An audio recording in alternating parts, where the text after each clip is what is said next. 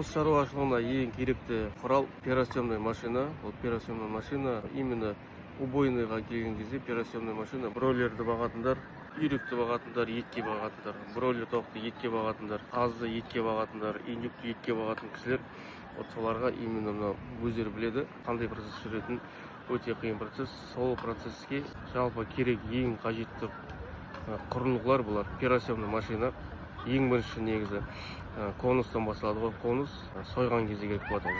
Одан кейінгісі қауырсындарын жылуға дайындайтын арнайы құрылғы шпартжан деп аталады. Ол шпартжан деген суды ысытып, бір ғана температурада сақтап тұрады. Сіз қанша сағат бойы жаңа құстың қауырсындарын жылатын болсаңыздар, сол температураның барлығын ұстап тұрады ғой. Короче, ішінде өзінің терморегуляторы бар, жаңа температурасын ұстап тұратын, арнайылап градусын ұстап тұратын. Задавать етіп қоясыз, 1 градус қойып қоясыздар.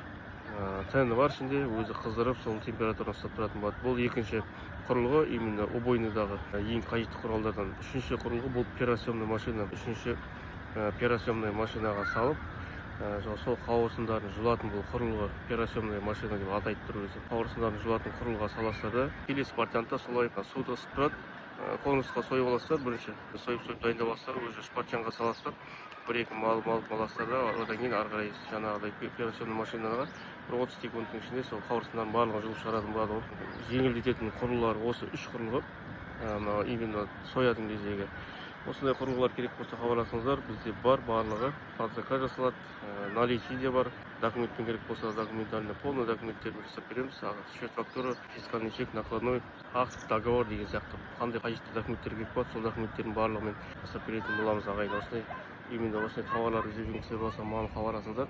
Маған хабарласын, таныстарыңыз болса, осы видеоны жіберіп қойыңыздар.